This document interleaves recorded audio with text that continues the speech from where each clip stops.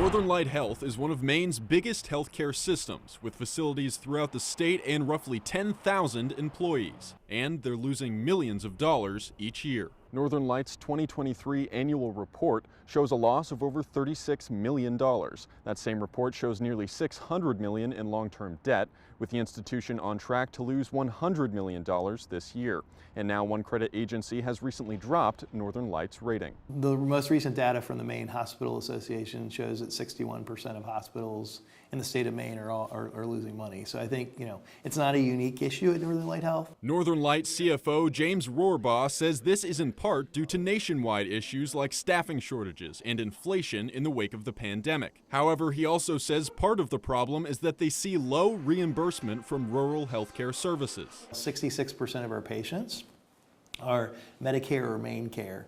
So when we look at the difference between what we're paid for those services and what it costs to deliver those services, annually there's about a $300 million gap. These financial issues have led to leadership restructuring and the closures of Dexter, Southwest Harbor, and Orono locations. When asked if the organization would continue to experience closures and resignations, Rohrbaugh had this to say.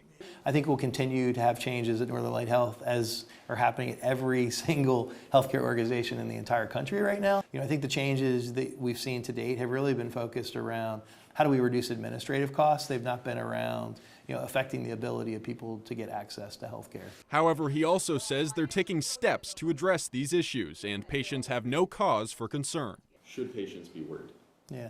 So I think, if we weren't making the types of changes that we're making, they should be worried. We're all working really hard to figure out how do we make sure we create a sustainable model for the future. One of those changes will come on January 1st when Northern Light begins a partnership with Compass One. Rohrbaugh says Northern Light will also find ways to deliver services differently.